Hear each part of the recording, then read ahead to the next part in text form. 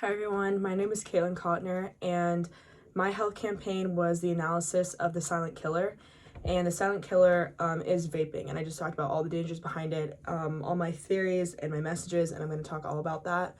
I decided to call it the silent killer because I think it's literally something that kills silently. It's something that hurts people and kills them over time without even being seen, and that'll make more sense as I go on in my presentation. But one fact that I wanted to share right off the bat that really puts things into perspective is that the CDC said that as of 2021, there were 2,602 lung-related diseases or injuries and 59 deaths, and that's just in the year 2021. And this is all in relation to the use of vapes and e-cigarettes, and these numbers are only going to increase if we don't make a shift in not only the way we use these, but the way that we see them. In December of 2018 is when vaping was officially ruled an epidemic. And what makes vaping so appealing is its modernization. They don't look like normal cigarettes. They look like USB drives. They're super small. They're super sleek. They give off like really good smells. They don't give off a dark cloud like a cigarette does. They don't smell like a normal cigarette does. They produce an aerosol typically made up of nicotine, flavoring, and various chemicals. And then within that, there's also a ton of metals and other gross stuff that I'll get into later, but you're putting that all into your lungs, which is something that I think a lot of people don't realize and what makes it so dangerous. My target audience is specifically 16 to 22-year-olds. When looking at any friend group today between that age group, I'm sure at least one of them has some sort of vape or e-cigarette because this has become so prevalent. What makes this health issue particularly upsetting is the young audience that it's catered towards because big companies are profiting off the deteriorating health of teens and young adults. The typical human brain is not even capable of formation until the age of 25, which makes this so dangerous because this is all under 25-year-olds that are using them. Each time a new memory is formed or a new skill is learned, stronger connections, which are called synapses, are formed. And young kids, young adults, can learn the synapses a lot faster than adults can. But when the young brains are coupled with nicotine, those synapses aren't happening or aren't happening as quickly, and that can have really, really bad effects on the brain when it's in development. More effects include anxiety, depression, insomnia, cancer, cardiovascular disease, chronic bronchitis, and lung damage. Getting into the models, I first talked about the health belief model theory, then the social cognitive theory, and then the theory of planned behavior.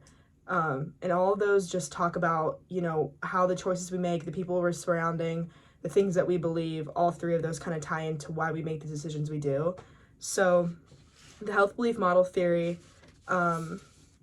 is a basis of or is incorporated into interventions to increase knowledge of health challenges, enhance perceptions of personal risk, encourage actions, and reduce or eliminate that risk, which is what made this such a good theory to put into my campaign because a lot of it's used in the health world, specifically with alcohol and drugs.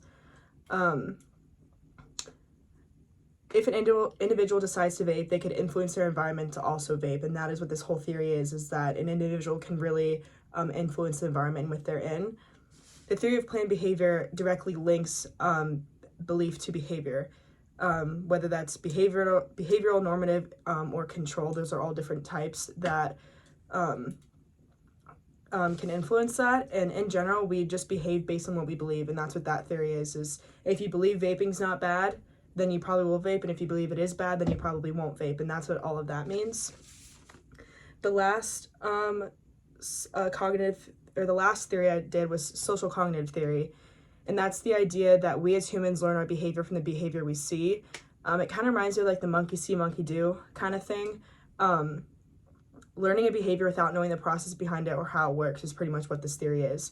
It upholds the notion that we are a product of our environment. This makes the interactions we have, the crowds we're in, and the way we were raised detrimental to our behavior and the choices we make. And I found this one to be the most helpful when thinking about my health campaign because I think that's why so many people vape, because they see other people doing it. Like I said, like our brains aren't fully developed till the age of 25. And with that, with that adolescence and being naive, like you're just going to see all your friends doing it, so you're going to do it too.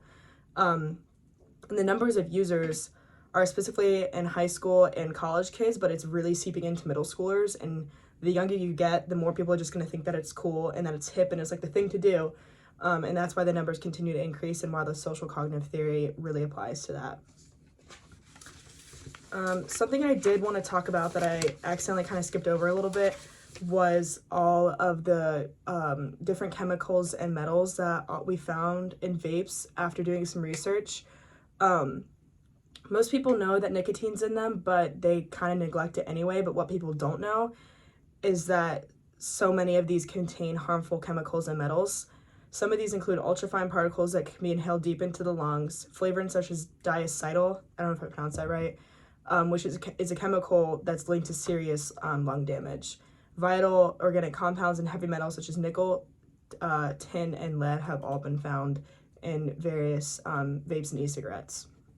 And those are what cause the lung diseases and the cardiovascular disease, coughing, asthma, all of that. And a lot of people don't know that there's a lot more there than just nicotine and good flavorings such as like mint or strawberry or pineapple or whatever. Now moving into like advertisement. Advertisement is a powerful tool that can attract, inform, and persuade consumers to feeling a certain way. As I mentioned before, my health message is all about the silent killer vaping has become and the dangers it carries that's so often neglected. And I really had to think about that and apply that to my messages. But in order to ensure my message reaches the target population, I have to consider where they spend most of their time. So like I said, it's going to be 16 to 22-year-olds, and where they're almost all that age group are in school, and pretty much all of them are also on social media. So I really had to keep that in mind. My first message is this poster I created. It has like a skull with smoke, like these, I don't know if you can see, but these are both e-cigarettes. So this I put as like the main thing because I wanted to give like a negative connotation to it. That's why a lot of it's black and white, but then I also added some yellow to kind of attract people. Another way that it can attract people is it's saying different looks, same outcome, and that's comparing vapes and cigarettes, because I think a lot of people know that cigarettes are inherently bad, but they don't think that vapes are because they look and smell a lot different. But that's what this whole sheet is just comparing them and also giving fast facts. I tried to remember that most people can see these. I said putting them in the places where people vape the most, which are going to be bathrooms and locker rooms. So when they're seeing these, usually when they're going to the bathroom in a stall or something, that's not going to last very long. So I had to make sure that it was enough information that someone could read quickly and wouldn't get bored of looking at. So the three fast facts I put on here were that increased chances of drug use and drug addiction as a result of vaping. Many vape pods have as much nicotine as 20 cigarettes. So going through one vape pod is the equivalent of 20 cigarettes, which I thought was insane. Vapes decrease blood flow in the heart even more than tobacco cigarettes. And then I also put a helpline in case someone decides to actually take action based on this, which hopefully they would. So that was my first message, was a poster. My second message would pretty much be that poster in a video format that I would have seen on TikTok ads, Instagram ads, Snapchat, whatever, YouTube. And I know that looking at a video for more than 15, 20 seconds, like I'm not going to be attracted to it. I'm not going to want to keep watching if it's longer than that. So I envision it to pretty much be this, but in one of those formats where they're kind of on a whiteboard and doodling, like there aren't actors. It's going to be like quick, fast facts that gets your attention, big numbers, and things like that. And I'll try to like attach the video inspiration that I got from that I saw on YouTube. So those are my two messages. I think that it's really important to figure out what target audience you're looking at, because that really influences what your messages will look like. As I reflect on all the work I've done the past few months regarding my health campaign, I've learned a lot about vaping, but also about the people around me and how their behavior could also influence me based on the theories we talked about. This has really been a personal project for me over an issue that I see in my everyday life. My peers throughout high school and even now in college have been users. People in my family are users, some for many, many years. And while I've never personally fallen into this peer pressure, unfortunately that just makes me an outlier. And I don't say that to seem better than anybody, because it is really, really hard when you see all your friends using them, and it kind of goes back into theories where you just think it's not a bad idea if everyone else uses them. But I want to be able to change that notion. There's no wonder this continues to grow into an epidemic, because it has become something that's beyond normalized, and that's what I want to get rid of. While I have completed this extensive analysis and this is honest work, I know that I've not even scratched the surface to what needs to be done to change this generation's outlook on vapes. But I do believe that social media is our most powerful tool to promote change, and I believe that through continued knowledge and hard efforts, we can continue to shed light on the silent killer.